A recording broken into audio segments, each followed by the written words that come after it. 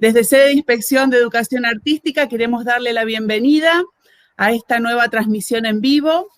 En esta oportunidad nos está acompañando Daniel Sánchez, licenciado de Historia de las Artes Plásticas, investigador, docente y director de tesis de grado y de posgrado en la Facultad de Artes de la Universidad de La Plata, con quien vamos a conversar en torno al significado y el alcance del paradigma de arte como conocimiento y a la importancia de la educación artística en el contexto actual. Agradecemos a los alumnos de las Escuelas de Arte de Bahía Blanca y a los docentes que nos están acompañando, y bueno, y muy especialmente a Diego Carlín, que nos está asistiendo en los aspectos técnicos de esta transmisión. Hola Daniel, ¿cómo estás? Muchas gracias por aceptar tan generosamente compartir este espacio con nosotros. Bueno, un gusto estar con todos ustedes y bueno, todo lo que yo voy a hablar también comparto la construcción de este trabajo con todo el equipo de Rosa Castillo, de Valeria Martínez y todo un gran equipo docente que trabajamos durante unos cuantos años en educación artística y que terminó un poco de redondear esto que voy a contarles hoy. Y un gusto realmente trabajar con los docentes de la provincia. Gracias, Daniel. Bueno, buenos días a todos. Hola Daniel, hola Laura. Para organizarnos en la jornada de esta mañana, vamos a escucharlo a Daniel en el primer momento de la charla y los invitamos a que todas las dudas, inquietudes o preguntas que aparezcan nos las escriban en el chat. Así en el segundo momento de la charla vamos a abrir el vínculo ahí del cruce a esas preguntas e intentar darle respuestas de la mejor manera posible. Bueno, que disfruten de la charla, Daniel, todo tuyo. Perfecto. Bien, al equipo que está escuchando, de nuevo, buenos días. Y faltaría cerrar que un poco esta tarea también es una no preocupación, sino una tarea que viene desarrollando también la Facultad de Artes de la Universidad de La Plata, en una gestión que tiene sumado Daniel Belinche, Mariel Zafardo desde el año 2004, y que esta idea de poder dimensionar el proceso artístico en el marco del mundo contemporáneo y ese lugar que tiene el proceso artístico en el mundo contemporáneo. Y fundamentalmente esto que uno da a llamar arte y conocimiento, que es salir del sentido común o la construcción moderna que ubicó a la ciencia como objetiva y constructora de conocimiento y al arte en un lugar de la subjetividad, y que en el marco del desarrollo de las industrias culturales y el siglo XX lo ubicaba como un espacio, más que antes, inclusive en el mundo cortesano, en un espacio del entretenimiento, del disfrute, del enriquecimiento del espíritu, etc. Más allá de que eso forma parte de una experiencia enriquecedora para el ser humano, lo que se fue incorporando fundamentalmente en los finales del siglo XX y se terminó de instalar en la época contemporánea, que esas experiencias también constituyen un marco de construcción de conocimiento. Eso trasladado al campo de lo que denominamos la educación artística, permite que lentamente o más aceleradamente, eso depende también de nosotros, ese espacio de la educación artística sea más que un espacio de un recreo extendido para constituirse en un espacio de educación y de formación del individuo en el marco del conocimiento. Eso de alguna manera es en lo que se viene trabajando hace muchos años, y creo que en provincia, por lo menos lo que yo pude llegar a compartir en su momento, lentamente está insertándose, o sea, dimensionar la educación artística no como un espacio, diríamos, auxiliar, sino como constitutivo de ese perfil de formación del educando que tiene el proyecto educativo.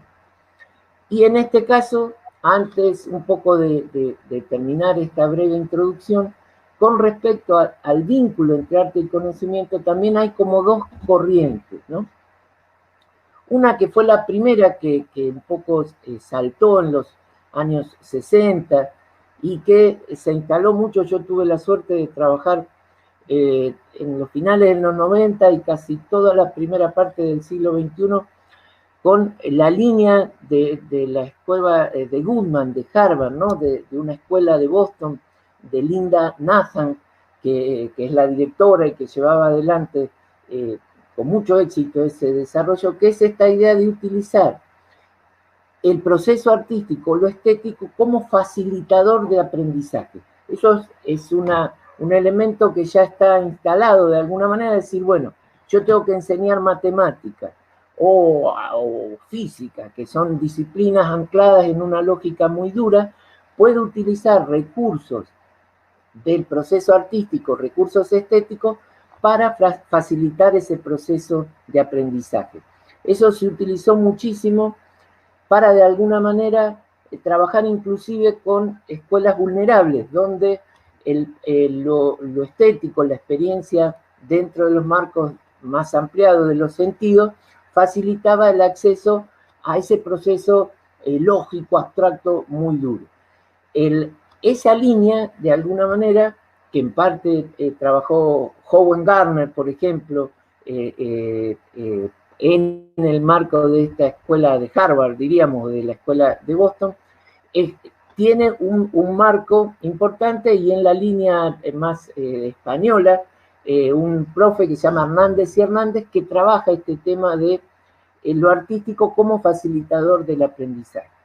Y hay otra línea que directamente, a través de un filósofo llamado García, y se viene desarrollando a lo largo fundamentalmente del siglo XXI, que entiende la dimensión epistémica del proceso artístico, esto es, el vínculo entre arte y conocimiento del arte como un modo de conocer diferente en cuanto a estructura, etcétera, al científico, pero que construye experiencias que nos modelan y nos generan conocimiento.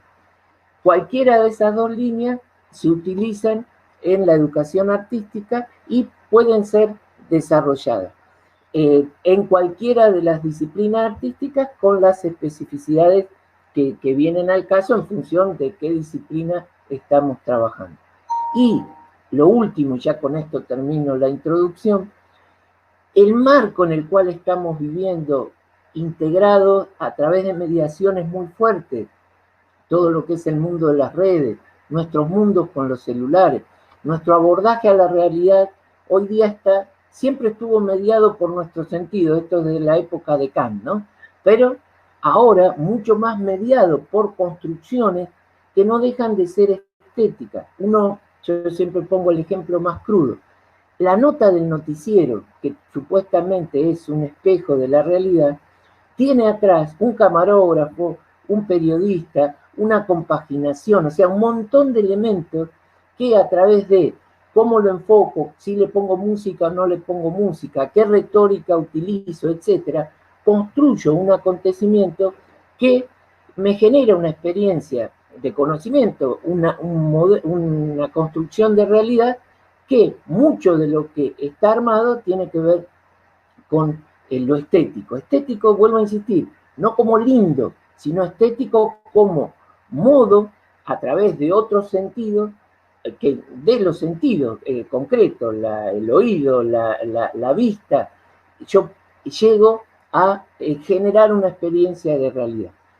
Eso de alguna manera sale del modelo tradicional del arte, vuelvo a insistir, como belleza o entretenimiento o como manifestación para plasmar una subjetividad, pero es un espacio que se trabaja, se construye y que de alguna manera forma parte de nuestra realidad. En esa línea es que un poco vamos a tratar de charlar, o a través del PowerPoint. En este parate que hago acá, si hay alguna emergencia de pregunta, la abordo, y si no, nos desplayamos un poquito con el PowerPoint y después hablamos y contestamos todas las preguntas que quieran.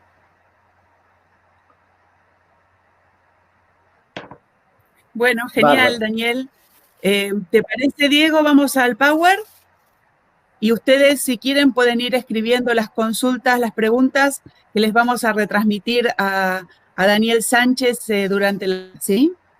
Perfecto. Y mientras van abriendo el PowerPoint, lo que también se habilita con esta idea es lo que se llama, que eso lo trabajan en Holanda, Burdo, la investigación en arte. O sea, esta idea que nosotros, yo que ya soy grande, viejo, lo viví en la Facultad de Arte, la incorporación de la investigación tipo CONICET, o sea, la investigación científica, en este caso artística, como validadora para construcción de conocimiento. Que hasta la modernidad, lo que tenía que ver con investigación en arte era simplemente técnico en términos de perfeccionar determinados aspectos, y desde, por lo menos acá en Argentina, de los 90 para acá, se empieza a dimensionar esta investigación como modo de construir conocimiento desde la dimensión del proceso artístico. Así que ahora arrancamos. Ven que dice arte y conocimiento, la construcción epistémica, y acá hay un elemento clave para empezar a entender. Nosotros, en general, el sentido común o la escuela más tradicional, entiende que la relación para construir el conocimiento es de sujeto a objeto. O sea, un sujeto que tiene racionalidad, que tiene todas, de alguna manera, las herramientas, aborda un objeto que es algo, de alguna manera, no inerte, puede ser vivo, pero yo lo construyo como objeto, y a través de ese objeto yo voy extrayendo datos validados a través de aspectos fundamentalmente lógicos, matemáticos, que me dan la posibilidad de conocer. Acá, en el marco de esta construcción de arte y conocimiento, esta construcción epistémica, episteme quiere decir conocimiento de alguna manera, ¿no? Aparece lo que se llama de relacional y situacional. Esto es clave, está en las escuelas filosóficas del siglo XX, fundamentalmente un señor que se llamó Martin Heidegger, y esta idea de que, ven que en vez de subjetivo u objetivo, ven que dice ahí, la construcción epistémica, relacional y situacional en el marco intersubjetivo de una ecología de saber. Acá van varias cosas. Lo de intersubjetivo implica que no hay ni sujeto ni objeto, sino en el marco de la dimensión del conocimiento artístico hay dos sujetos que se interrelacionan. Por eso es intersubjetivo. Quiere decir, entre un humano y otro, a través de eso se establece una relación. Entonces, ni subjetivo ni objetivo, intersubjetivo, ¿sí? Entre dos sujetos que se interrelacionan. Y el otro aspecto que es relacional y situacional. Lo relacional implica que no hay un objeto cosa, sino que hay dos sujetos que se interrelacionan a través de un elemento que para el caso tradicional del proceso artístico es la obra de arte, en la cual no es un objeto, sino es un vínculo, un símbolo en el cual se interrelacionan dos sujetos. Y lo de eso marca lo relacional. Hay otro gran filósofo, heredero en parte de Heidegger, que se llamó Hans Gadamer, que generó una corriente que se llama la hermenéutica, ¿no? Esta idea de ir analizando, indagando, y a través de esa indagación y este análisis en diálogo a través de la obra con otro sujeto o a través de ese dispositivo con otro sujeto, yo voy construyendo una experiencia. Y lo de situacional es que también se le paran los pelos por ahí a la gente más tradicional. Generalmente la construcción de ese conocimiento en el marco de la modernidad era de alguna manera homogéneo, se daba siempre a lo largo del espacio y tiempo. Acá no, ese conocimiento se da en una situación específica. Si cambiamos las dinámicas de las situaciones, esas dinámicas cambian. Pero no quiere decir que sea relativo, que no vale la pena, sino que en esa situación yo lo vivo de una manera y si me cambian las condiciones, yo lo vivo de otra manera. Esto como experiencia ustedes en general, creo que la gran mayoría es del campo de la música, pero de las artes visuales lo mismo, la situación en la cual yo genero un encuentro con una obra de arte es clave. No es lo mismo verla en un espacio que en otro espacio, no es lo mismo escucharlo en un espacio que en otro espacio. Generalmente pasa, por ejemplo, en el campo de lo musical con los recitales. No es lo mismo escuchar algo en el marco de un recital, los que, por ejemplo, siguen a los Redonditos de Ricota, en esas misas que arman los Redonditos de Ricota, esa experiencia es una. A escucharlo en el auto o en otro lugar, la misma pieza. Si yo lo veo en el marco de objetivo, en el sentido tradicional y moderno, esa experiencia tendría que ser la misma, pues la pieza musical es la misma, la partitura es la misma, hasta la grabación es la misma, pero no es lo mismo porque la situación cambia y esa experiencia cambia. Eso es lo situacional, no es relativismo, es situación. Y eso llevado a muchos otros aspectos, inclusive en el campo más, diríamos, tradicional científico, la situacionalidad es muy importante. Esto para entender, cuando uno dice relacional y situacional, ¿de qué hablamos?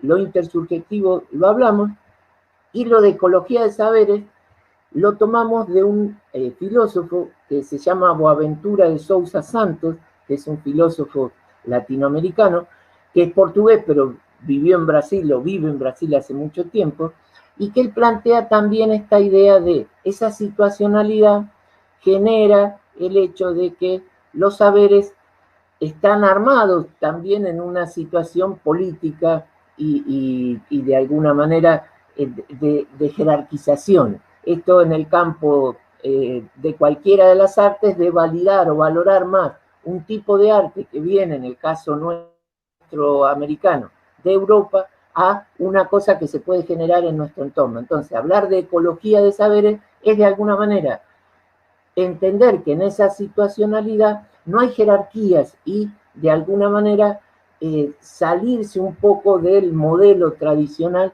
que jerarquiza los procesos artísticos occidentales. Y eso trasladado de alguna manera también en la enseñanza de las artes al campo que va. Esa sería la primera diapositiva. Vamos a la segunda, si quieren, para ir bien. ¿O se perdió el PowerPoint? No, no se perdió. Ven que esa sería como la entrada. Ven que entendemos por arte esta idea de no entender el arte como una definición conceptual. El arte es belleza, el arte es comunicación, el arte es lo que fuera, sino como proceso. Proceso en el sentido de que siempre aparece un ser humano, que nosotros le decimos artista, un objeto o acontecimiento que nosotros llamamos obra de arte, y un público que a veces es observador, interactor, etc. En la red de relaciones que se da entre esos tres elementos, se da lo que nosotros entendemos como arte. O sea, por eso no es un concepto, algo materializado o cerrado, sino es un proceso. Y lo de relacional y situacional lo expliqué, o por lo menos traté de explicarlo en el discurso de hace un ratito. Por eso, al decir que entender el arte como proceso relacional y situacional, después vamos a ver, más que preguntarnos qué es el arte o tratar de generar si esto es o no es arte, nosotros buscaríamos la pregunta ¿cuándo hay arte? ¿Cuándo se genera una experiencia específica que está dentro de lo que nosotros entendemos por arte? Acá hay una pregunta de Laura, no sé si quieren que la conteste ahora o después, yo no tengo problema, ¿eh? Laura Filotrani, que dice, me gustaría preguntarle a Cerda de cómo acordar el arte contemporáneo en secundarias orientadas en arte. Ah, pero eso lo hacen, es más contenido, pero sí se puede tranquilamente abordar el arte contemporáneo en secundarias orientadas en arte. Creo que el proceso artístico contemporáneo, en la medida que utilicemos este recurso más abierto, más procesual, relacional y situacional, es, no digo fácil de abordar, pero es viable para abordarlo e inclusive de generarlo, ¿no? De que los mismos estudiantes puedan desarrollarlo. En ese sentido, sí, a Laura le digo, hay que... Sí, Laura. Daniel, era una pregunta que nos hizo Cristina de Tandil y que, bueno, apareció en el chat y la puse para que, bueno, quede como referencia de la inquietud que ella tenía. Sí, pero más o menos, la clave es justamente cambiar este proceso, o sea, salirse del esquema de sujeto-objeto, salirse del esquema del arte como definición, inclusive salirse del esquema de tener que definir qué es arte o si esto es o no es arte, y ahí podemos empezar a tener un vínculo mucho más abierto para entender el arte contemporáneo. Después lo seguimos charlando, como quieran, no tengo ningún problema. Pero es clave esto de la idea de proceso, y que es relacional y situacional, y salir de la pregunta, ¿qué es el arte? O si esto es arte, para entrar en el cuándo hay arte. O sea, si esa experiencia, ¿cómo la vivencio yo desde esta perspectiva multisensorial, diríamos, en todo caso? Y salir de las categorías de decir, bueno, está bien hecho, no mal hecho. Esos son indicadores que de alguna manera sirven, porque lo técnico es clave, pero son herramientas para construir una experiencia, más que validadas por sí mismas, ¿no? En todos los aspectos de lo artístico. Bien, si quieren seguimos a la próxima diapo para ver cómo es esta estructura de análisis del proceso artístico. El artista, la obra, el público. El artista materializa en una obra esas intenciones de generar esa experiencia, que en el caso, por ejemplo, del arte contemporáneo, pueden ser experiencias interactivas, entonces es lo que denominamos una creatividad proyectual, porque yo, en el caso del multimedia o en el caso de lo performático, yo tiro algunas líneas que después el público puede tener esa variante para interactuar. Y la obra, en esa red de relaciones, se genera ese sentido, ese marco de sentido en el cual ese proceso artístico toma esa dimensión epistémica y a su vez toma sentido. Si yo no vinculo al público a través de la obra con el artista, en esa red de sentido, voy a decir una cosa que por ahí puede resultar grotesca. El famoso mingitorio de Duchamp, en vez de leerlo como obra de arte, lo utilizo como mingitorio. O sea, eso sería no entrar en esa línea de red de sentido. Yo tengo que vincularme con ese artista para entrar en esa red de sentido. O volviendo a los recitales de los Redonditos de Ricota, los guardo a todos por alienados, a los que saltan y todo ese tipo de cosas, en vez de verlo como que están vinculándose con el artista. O sea, la red de sentido es clave para ese cuándo hay arte. Bien, si quieren ir, seguimos. Ven que acá de alguna manera está la ubicación de qué se entiende por subjetivo, qué por objetivo, y cómo, si vamos a la siguiente, lo que uno busca en el proceso artístico es generar esta intersubjetividad. Dice que sucede en la comunicación intelectual afectiva entre dos o más sujetos. Eso sí es clave. Para que haya un proceso artístico, para que se desarrolle lo que nosotros entendemos como arte y a su vez una instancia epistémica, un acto de conocimiento, tiene que haber dos sujetos. O sea, no se puede dar solo un objeto. Ese objeto, en todo caso, obra, es vínculo para establecer una relación con un sujeto. Bien, a ver qué tenemos en la siguiente. Bueno, esto ya más o menos lo charlamos, que es relacional, que es intersubjetivo, y esta idea de que es dialógico, ¿no? Yo establezco un vínculo y a través de ese vínculo, establezco un diálogo a través de la obra con esa otra persona, y ese diálogo, más que un diálogo para determinar como juez si esto es arte o no es arte, es un diálogo que me genera una experiencia que es una experiencia epistémica, o sea, que me genera un conocimiento que puede ser novedoso, no, eso ya es otra cosa, pero sí que me transforma y genera un conocimiento. Y cuando hablamos de conocimiento, esta idea de que no hablamos de lo enciclopédico, ¿no? De contenido, sino que me dimensiona, me genera una experiencia de realidad que es diferente y que como tal me transforma y me genera una nueva herramienta para actuar en la realidad. Ven que dice esta idea de situación, que ya lo hablamos, dice, porque esa experiencia que construye el objeto conocido toma sentido de modo concreto en un entorno específico. Esto es interesantísimo, porque también se da esta idea de que la realidad es una y el arte es ficción. El arte es como fantasía. Eso no quiere decir en el sentido de ficción o fantasía como creatividad, como uso de la libertad para transformar, sino fantasía en el sentido despectivo, como que si te dedicas al arte no sos una persona concreta, y nada que ver. O sea, esa fantasía, esa creatividad está muy emparentada con lo que en la ciencia le llaman la heurística, que es buscar a situaciones que aparentemente están cerradas y simplemente uno repite, posibilidades de transformación. Y en esas posibilidades de transformación emerge esa creatividad y yo puedo presentar escenarios diferentes y que transformen la realidad.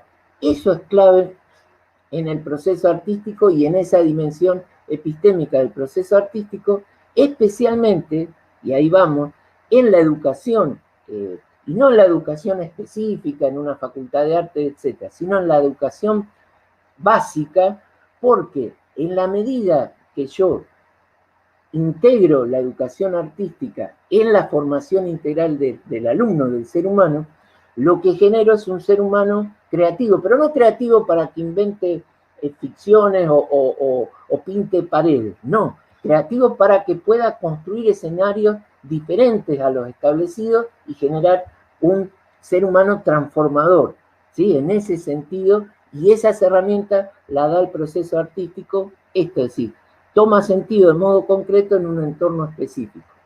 No sé si eso me puedo explicar, igual después lo puedo aclarar.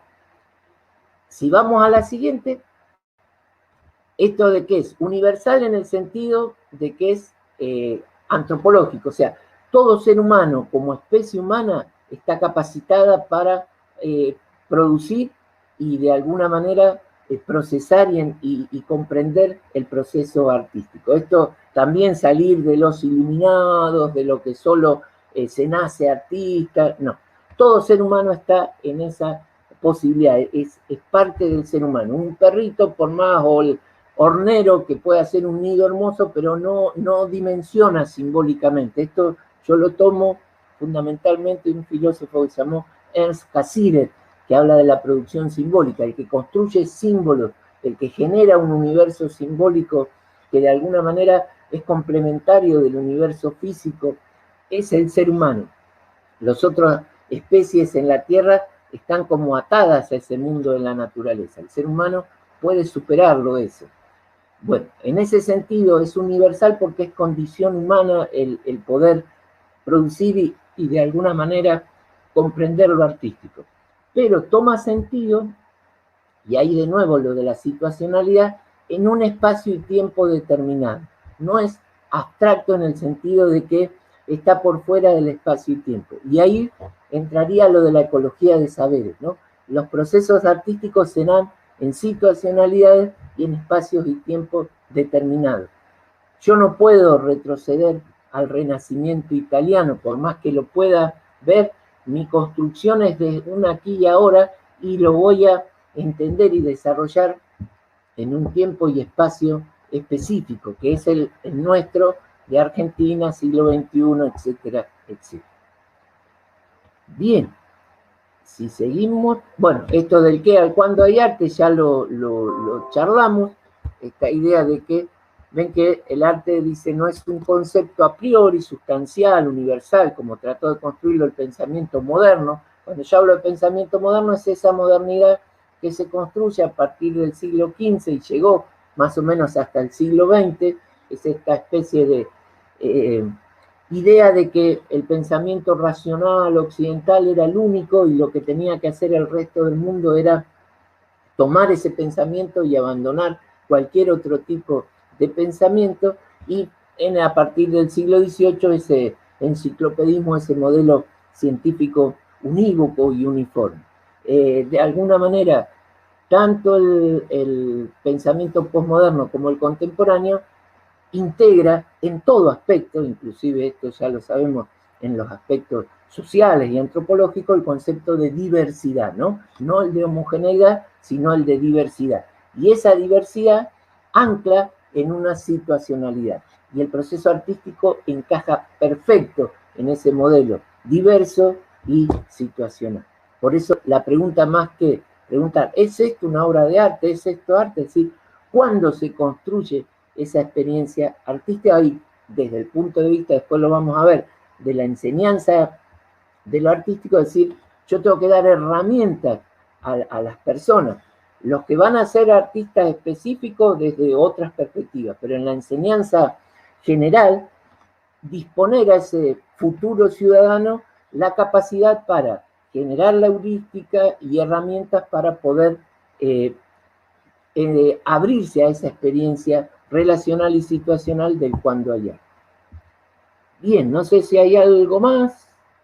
Bueno, esta idea de que es esto lo interdisciplinar, que este conocimiento, concepto de conocimiento, ven que dice esto es, si bien se llama Wagenberg, este autor es un catalán, y es la adquisición que navega, dice, dedicadamente para uno conocer algo nuevo entre la dispersión y la concentración de ideas. Ahí viene esto de la heurística, o sea, si yo simplemente hago cálculos lógicos y repito esos cálculos, me concentro y repito, nunca voy a generar nada nuevo. En cambio, si trabajo lo heurístico, la creatividad, la idea de ir encontrando a cada situación la posibilidad de otras transformaciones, y puedo llegar a jugar con ese observación y dispersión, comprensión y concentración, estar constantemente en ese ida y vuelta de esa relacionalidad, realmente construyo nuevos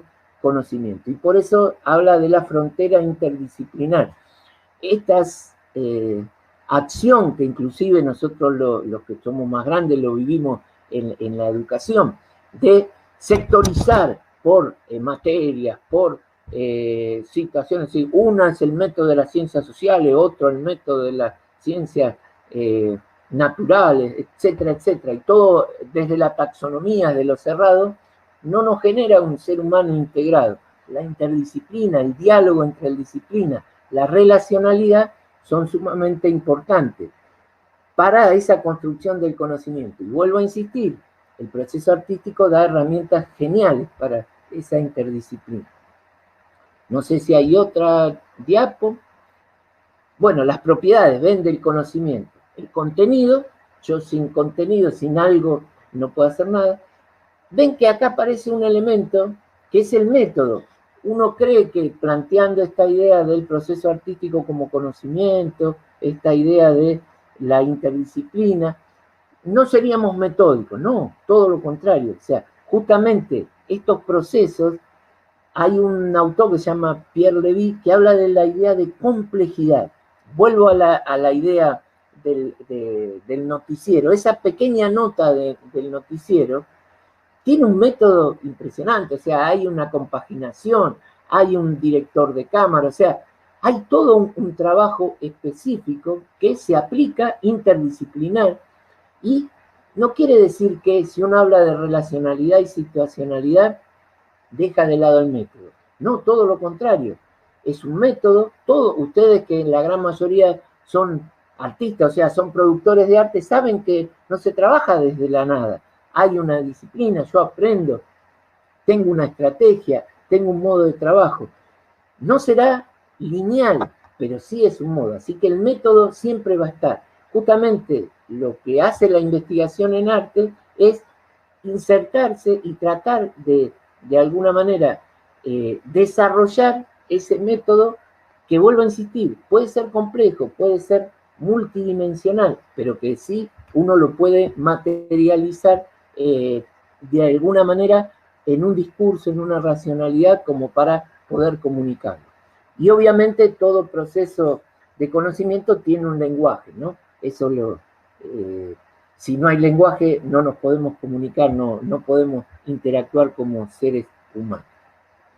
No sé si hay una más, no quiero ir cansando. Ven la educación artística, ven que el arte en tanto proceso relacional y situacional, o sea, situarnos en este paradigma del proceso artístico. El tema del lenguaje simbólico, esto es importantísimo. Yo vengo de una generación que de alguna manera creyó encontrar en lo semiótico, en el sentido estricto del término. Umberto Eco siempre habló de la obra de arte como una obra abierta, ¿no? Pero en algún momento se buscaba, para darle dimensión, diríamos, científica o dimensión transmisible de manera metódica, a lo artístico como comunicación. Entonces se trataba de trabajar el proceso artístico como lenguaje, pero más anclado en un lenguaje que tendiera a lo unívoco, ¿no? Significante, significado, pero en un sentido muy estricto. Y no, la idea es dimensionar el proceso artístico en el marco de lo que Cassirer habla de ese lenguaje simbólico.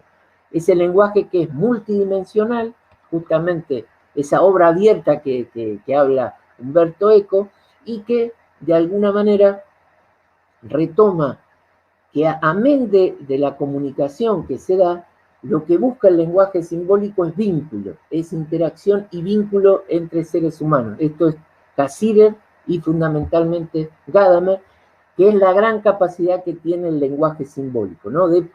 A pesar de que yo hable otro idioma, a pesar de que por ahí seamos de cultura diferente, por el solo hecho de pertenecer al género humano, yo me puedo vincular a través del arte con cualquier ser humano de este espacio y tiempo y de otra situacionalidad cultural y geográfica, inclusive con el hombre de las cavernas de hace 40.000 años, por el hecho de que somos seres humanos. Eso es muy importante, y esa capacidad, desarrollarla en la educación artística, me parece que es abrir a una persona a la diversidad, al ejercicio de la libertad, no en el sentido abstracto del término, sino concreto, ¿no? Y muy práctico. Y esta idea de un método relacional intersubjetivo, ven que dice, dentro de lo que yo había nombrado Edgar Morin o Pierre Levy, pero fundamentalmente acá Edgar Morin, que es lo que se llama el paradigma de la complejidad. No complicado, sino poder analizar un proceso de conocimiento que tenga múltiples variables. Les pongo un ejemplo muy concretito. Hay una propaganda de la CNN que muestra un vaso por la mitad. Entonces, si algunos ven el vaso vacío, el otro el vaso medio vacío, otros ven el vaso medio lleno, pero lo que es indudable y objetivo es que el vaso está por la mitad. Y no es así, son las tres cosas al mismo tiempo. El vaso está medio lleno, el vaso está medio vacío y el vaso está por la mitad. Depende de qué paradigma nos planteemos, pero no es que hay un solo paradigma, sino que hay que saber trabajar con esa multiplicidad de paradigmas. Y en ese marco es que habla Edgar Morin del concepto de complejidad. Y justamente el proceso artístico construye una experiencia epistémica o cognitiva en ese marco de la complejidad que la modernidad, en torno a su, diríamos, racionalidad práctica, quitó de lado. Es decir, si algo era complejo, lo corríamos y nosotros tratábamos de simplificarlo y ir por un camino analítico y lógico específico.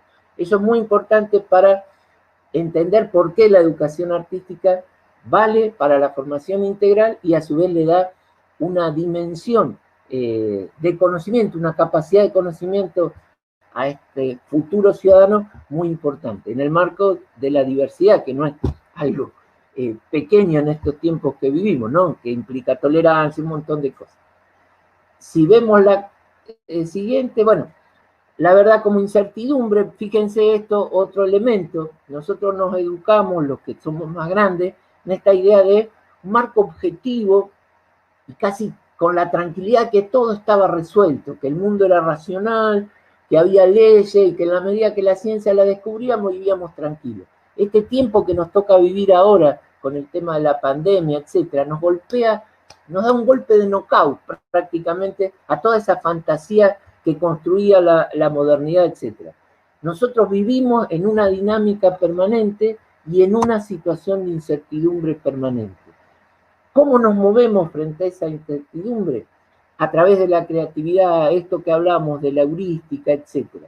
Y justamente el proceso artístico construye dentro de esta epistemología compleja, de este marco de un conocimiento dinámico, interactivo, transformador, esta idea de poder entender lo situacional y este concepto de verdad como incertidumbre, no como algo homogéneo, permanente y eterno, sino como dinámico y en desarrollo. Ojo acá, la modernidad también había encontrado a partir de Hegel esta idea de un desarrollo lineal, esta idea de que el concepto de progreso, que las cosas se movían pero en función de una línea y un objetivo. Justamente la complejidad rompe todo eso y esta idea de incertidumbre marca de que movernos movemos, se transforma, pero no sabemos hacia dónde ni cómo. Eso constantemente lo tenemos que ir desarrollando y resolviendo. Y bueno, la interdisciplina, eso ya lo hablamos. No sé si hay otra más. Y bueno, esto del cambio de época, que eso lo dejamos para que lo lean tranquilo, como de alguna manera esta modernidad, que más que nada se terminó de construir en el siglo XX, planteó un modelo de sujeto, todo lo que hablamos, ¿no? Racional, objetivo, un mundo que de alguna manera tenía leyes y que había que respetarlas, etcétera, etcétera. Leyes no en el sentido de convivencia, sino como que eran homogéneas y que no había modo de interrelacionarse.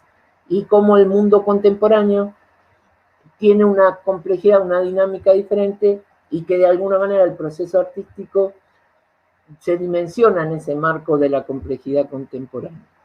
Ven ahí Levi, Catalá, o sea, un montón de autores que yo les recomiendo para ir abordando en esa idea. Y no sé si hay algo más. El cambio epistémico, esto, la disolución del arte como concepto, que es el arte, que un poco el punto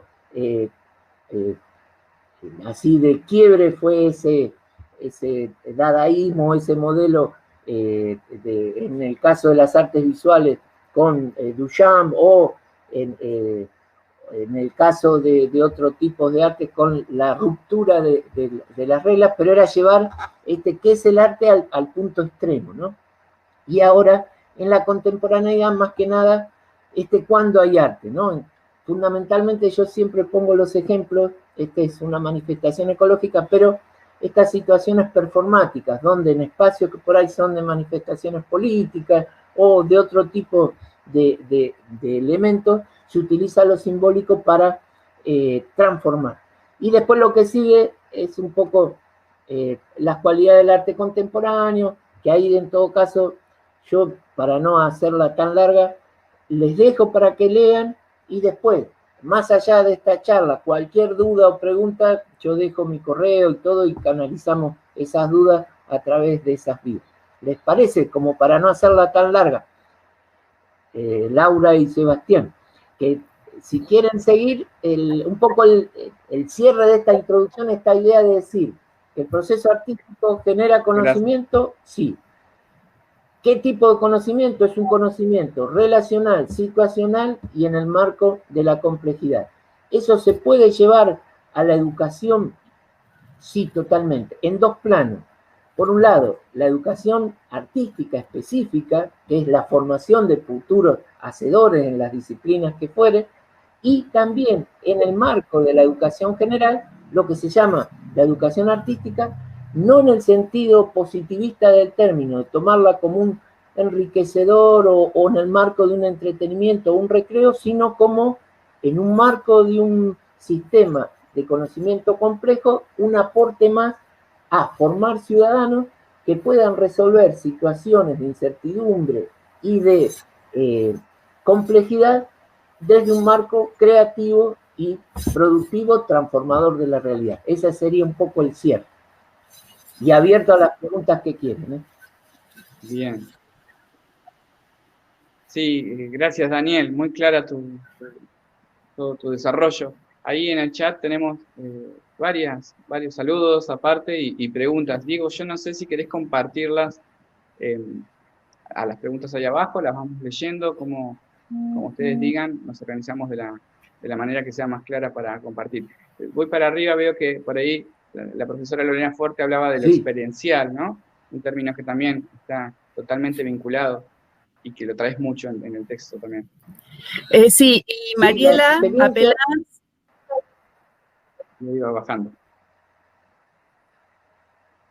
Sí, le decía que lo de la experiencia es clave, ¿no? La experiencia es una vivencia. Yo siempre trabajamos en el campo más filosófico esta idea de la verdad se construye a través de una experiencia, que un poco el sentido común todavía cree que para llegar a la verdad yo tengo que aislarme de la experiencia, casi un modelo platónico, no, todo lo contrario. Vuelvo a estas experiencias de recitales, ¿no?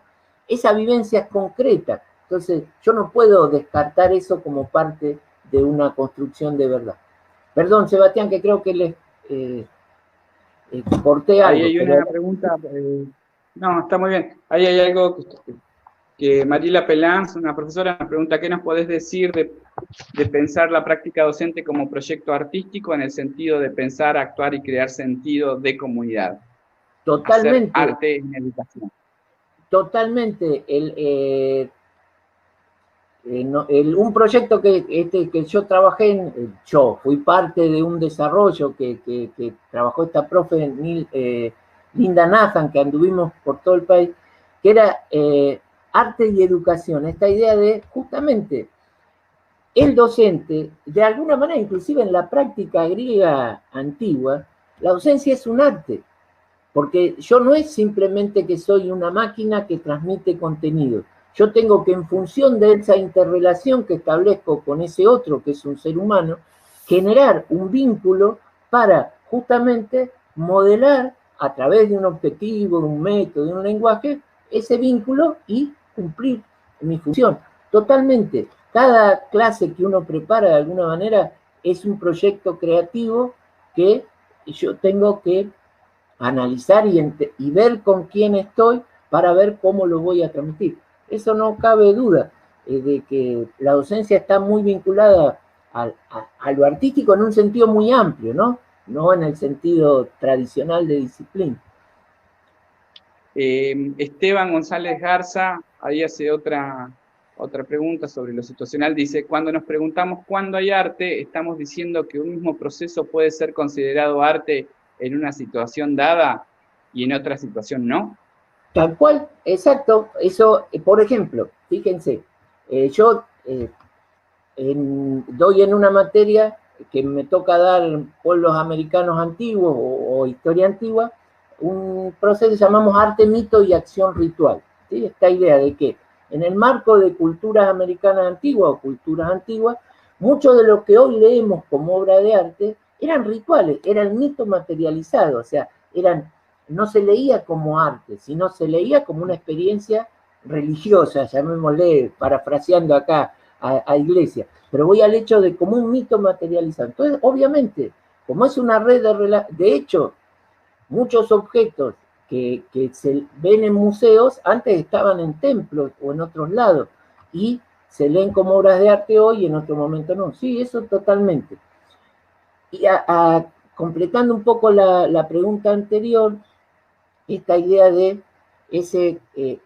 utilizar el arte como facilitador del aprendizaje e investigar el arte específicamente, en el caso de la educación, yo puedo utilizar esos dos canales, ¿no?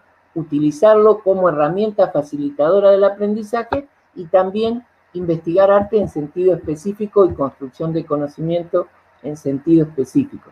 Más allá de que el proyecto que llevábamos adelante, me acuerdo, era por ahí a un profe de historia, un profe de matemáticas, no que enseñe arte, él enseñaba matemáticas, pero darles herramientas para poder vincularse mejor con el alumno. Y en otros casos, esa enseñanza artística, ¿no? Que no pierde especificidad.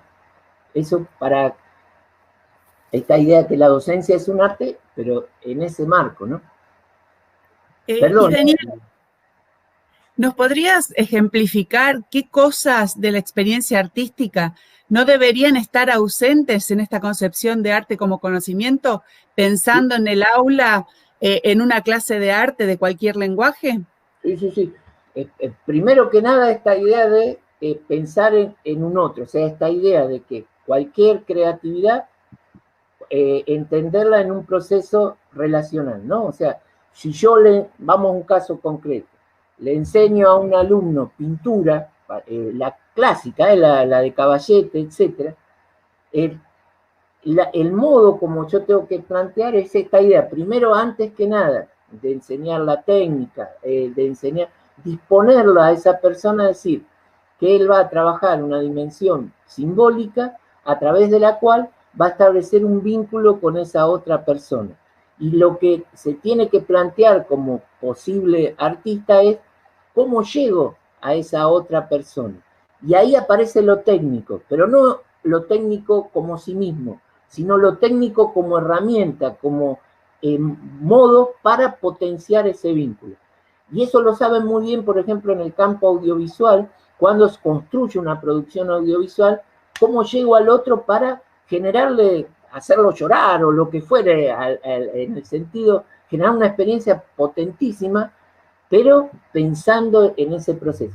Lo técnico en ese sentido, y lo metodológico también en ese sentido, que no se quede en el objeto, sino que estudie el proceso hasta el punto final, ¿sí?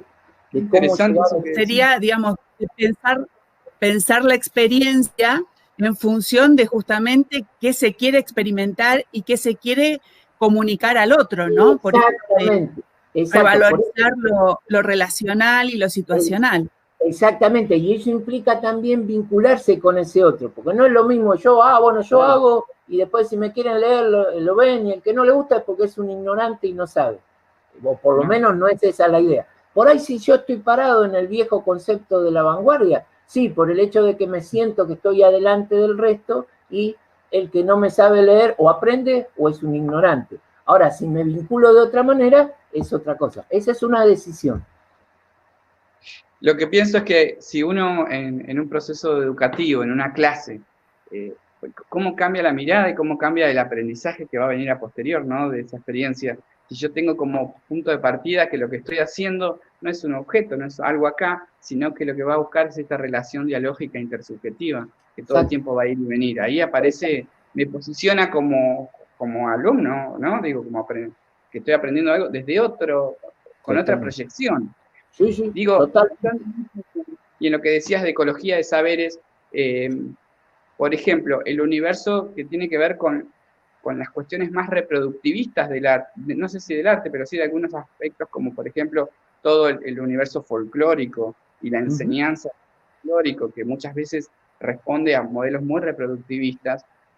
¿Cómo interacción o cómo la entenderías vos desde el arte como conocimiento, ¿no? Bueno, justamente esta idea, yo trabajo en la UNA, en Arte del Movimiento, y somos vecinos de folclore. Y a veces, no, que nos peleamos, pero sí esta idea que muchas veces el folclore, que es el que habla de la identidad y que de alguna manera es el más rígido, el más duro, porque reitera estereotipos. Justamente, cuando hablamos de dinámica y de relacionalidad e incertidumbre, esta idea de entender, en ese sentido, un folclore dinámico, ¿no? O sea, permanentemente estar en función del vínculo y no aprender una técnica determinada o de música o de danza o inclusive de vestuario y repetirla como estereotipo. Esos son como carcasas, es como el tema de la música clásica. Vuelvo a insistir, una cosa es el aspecto histórico, ¿no? Porque eso es interesantísimo. O sea, yo puedo ir hacia la historia, recuperar esa música clásica desde la mirada actual y mantenerla, ¿no? O sea, yo soy profe de historia, o sea, yo valoro la historia. Pero, y no es que no hay que aprender música clásica, no hay que aprender el folclore en las danzas tradicionales. Pero una cosa es enseñarlo en esa perspectiva histórica y otra cosa es tomarlo como un objeto homogéneo, unívoco y sin movimiento y repetirlo. Esa clave es también interesante en la enseñanza del arte, ¿no? O sea, esa línea de decir, ¿cómo lo aprendo? Y después lo utilizo en el espacio y tiempo actual. Eso es clave. en el caso mío, en mi dimensión de profe de historia del arte, es cómo yo abordo la historia también, ¿no? No como un elemento que siempre se lee desde el presente. Esto un viejo autor, Barbour y Panofsky, en la iconografía, son como fotografías y es la historia asociada al concepto de memoria, ¿no? O sea, que es una reinterpretación permanente, pero en el aquí y ahora, en el presente, no volver al pasado. Daniel, y en ese sentido... Sí, Laura, perdón. En ese sentido, Mariana nos está preguntando algo muy interesante. Ella dice, otro aspecto importante es el cruce de lenguajes en el sentido de no definir a qué orientación del arte pertenece la obra, sino qué herramientas utiliza para el proceso de creación. Exacto. Es decir, no importa si es danza, teatro o arte de acción, sino la experiencia. Es un poco eso que decías, ¿no? Ahí hablamos de la interdisciplina. Eso no quiere decir, y esto también quiero volver, el hecho de que uno va aprendiendo técnicas a veces disciplinares, porque si no se da esta idea también que fue en un momento del artista integral que no es nada. O sea, no es músico, no es plástico, no.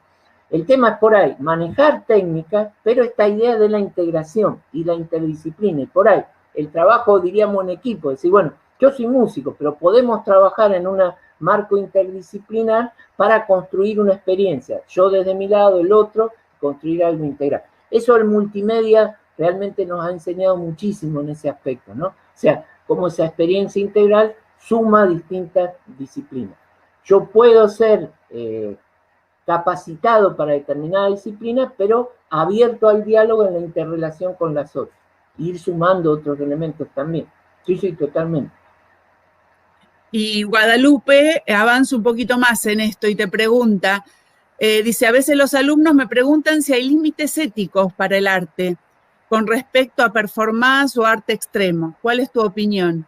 El límite ético es ese vínculo con el otro, o sea, cómo me construyo con ese otro. Y en esa interrelación está el marco de la red de sentido, porque lo ético está construido en la sociedad, o sea, yo rompo o no elementos éticos en la medida en que estoy integrado o me vinculo con un otro, ¿no? O sea, ese sentido, de alguna manera, para no, porque parece como que la tira fuera, yo en la relación con el otro puedo establecer los límites en ese vínculo, el respeto hacia ese otro, ¿no? Eso yo lo quería llevar más que en el campo por ahí de la producción artística tradicional, en el campo educativo, el respeto a la dignidad del otro, por más que sea el alumno más vulnerable, el alumno que más problemas tenga, es un ser humano, en el buen sentido del término le digo, ¿no? Entonces, esa dignidad implica que yo me tenga que detener a ver desde dónde yo puedo establecer un vínculo con ese otro alumno. Y ahí se va al campo, yo he trabajado en lo que se llama la educación en el marco de la diversidad, ¿no? O sea, porque yo tengo que detenerme a leer en el otro desde dónde puedo establecer el vínculo. Y ahí lo ético entra justo porque ahí yo, al detenerme a leer en el otro para establecer un vínculo, ya lo dignifico de alguna manera como ser humano. No lo manipulo en una comunicación que quiera hacer yo porque me interesa hacerlo. ¿Sí? Tal cual, y se ve muy clarito en ese ejemplo lo situacional, ¿no? Exactamente, tal cual, exactamente, sí señor. María Marcela, sí, ¿lo lees vos? Dale. Vos, Seba, dale. Pregunta, me interesaría consultarle desde qué lugar recupera el concepto de experiencia en general y de experiencia estética en particular. Sí, bien. La experiencia en general, esta idea de el ser humano en su dimensión simbólica se vincula con el entorno y su semejante a través justamente de la experiencia. Y a través de eso conoce y actúa. ¿Sí? Lo estético en particular, de alguna manera en este campo de ordenamiento de los diversos saberes, nosotros lo tenemos en que es un marco de la racionalidad en el cual yo genero complejidad a través de los sentidos. La vista, el olfato, pero básicamente la vista, el oído y el cuerpo, ¿no? Porque nuestro cuerpo tiene dimensión simbólica. Yo en arte del movimiento, yo danza no hago, pero sí que comparto ese espacio, esta dimensión simbólica del cuerpo. Entonces, la investigación en arte debe estudiar de alguna manera cómo actúan en esas situacionalidades estas redes de sentido. Ahí estaría lo estético específico y cómo frente a ese vínculo se construye de alguna manera lo que hablaríamos de una teoría estética, llamémosle, no en el sentido filosófico tradicional, sino esta idea de una investigación en arte.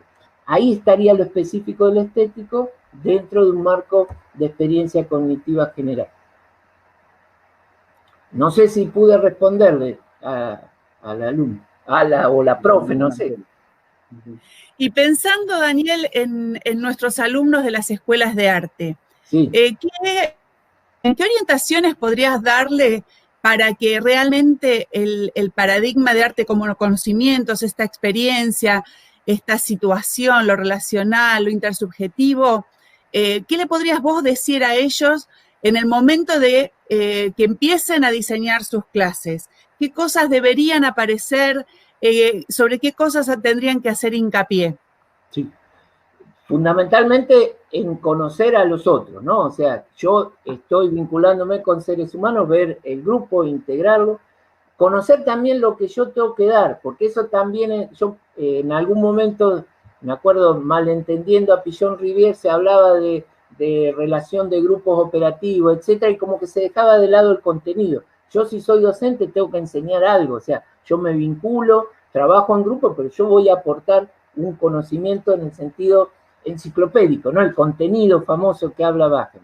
Entonces, formarme en ese contenido, que ese contenido de alguna manera, ahí aparece la didáctica y la pedagogía, cómo lo adecuo en el objetivo que tengo para transmitírselo a ese grupo, con las condiciones que tiene ese grupo, etcétera, y también tenerlo en cuenta, pues yo también soy un defensor de los planes de estudio. Esta idea de, a veces nos peleamos en la facultad con las correlativas y todo. Hay un sentido en esos planes de estudio. Entonces, en función de ese objetivo, decir, bueno, ¿en qué carrera estoy? No en el sentido de carrera, ¿no? ¿En qué proyecto pedagógico estoy? ¿Qué materia, qué sentido tiene esa materia ahí? No es lo mismo en el caso mío la historia del arte para futuro historiador del arte, para plásticos o para licenciados en coreografía. Yo tengo que adecuar ese contenido, esa pedagogía y esa didáctica en función de ese proyecto que estoy construyendo. Entonces, de alguna manera, ese sería el consejo inicial, o sea, no quedarse en contenidos unívocos, tampoco caer en la relacionalidad pura, si no enseño nada no tiene sentido que sea docente, y ahí entraría, es un trabajo arduo y permanente, pero constante. Y ahí también lo metodológico, el ida y vuelta, ¿no? O sea, yo doy y también establecer mecanismos de seguimiento, sea a través de encuestas, sea a través de un montón de evaluaciones que me permitan ver y ir corrigiendo el trabajo. Ese sería un poco el modelo, me parece. No para repetirlo, sino para herramientas para trabajar el ejercicio de la docencia. Bien, y Daniel, retomando esto último que estás diciendo, y bueno, vos sabés que en la provincia de Buenos Aires salió, bueno, y en toda la nación, ¿no? A raíz de la situación de la pandemia, el currículum priorizado, ¿no? Prioritario. Y bueno, entonces a los docentes se les impone el desafío de decir, bueno, de qué manera se concreta este currículum en el sentido este que vos estás diciendo, ¿no? ¿Cómo podrías ayudarles a estos docentes a hacer frente a eso? Que salgan, o sea, que rompamos estereotipos, que no nos sintamos mal de que estamos frente a una incertidumbre. A mí me pasa, nosotros dábamos cursadas tradicionales, ahora estamos dando cursadas virtuales. Si bien veníamos trabajando con el aula web, todo es totalmente distinta la situación. Pues yo no los veo a los alumnos, no tengo ese encuentro. Bueno, posicionarse y de alguna manera disponerse a no tener miedo, o sea, a hacer las cosas bien, pero generalmente si hay que corregir, se corrige, pero esta idea de situacionarse y en función de decir, bueno, ahora todo esto está mediado por lo computacional, etcétera, bueno, adecuar la transmisión de contenido y el objetivo en función de esa situación. No es receta, sino es porque cada grupo es distinto y aparte acá hay que tener otro elemento en cuenta, que es clave. ¿Qué nivel de conectividad tienen los alumnos? Porque eso es muy importante y puede generar discriminación. Yo tengo que conocer si del otro lado tengo celulares, tengo compu, como para poder ver qué vínculo puedo establecer y cómo establezco esa relación de transmisión de contenido en un marco didáctico y pedagógico. No hay receta, o sea, a lo que voy es que en ese marco se tiene que entender, pero tampoco miedo, o sea, si la situación es esta, yo me puedo mover en esta situación. No hay imposible en ese sentido. ¿Será y ahí entra la creatividad del docente, ¿no? ¿Cómo? Y ahí entra la creatividad del docente para generar esas experiencias. Exacto, esa creatividad como heurística, y eso es conocimiento, porque en esa heurística de indagar y establecer una metodología que voy a probar y que voy a desarrollar, construyo conocimiento. Y es arte, porque es creativo, ¿sí? Y yo voy generando una producción que es diferente. Y utilizo, por ejemplo, en este caso, los recursos, pues acá entra mucho lo retórico, o sea, cómo genero. Por ejemplo, miren mi caso, yo estoy mal iluminado, eso es importante para determinado tipo de aspectos. Y uno decía, ¿eso es solo estético? No, hace a potenciar, por ejemplo, la comunicación.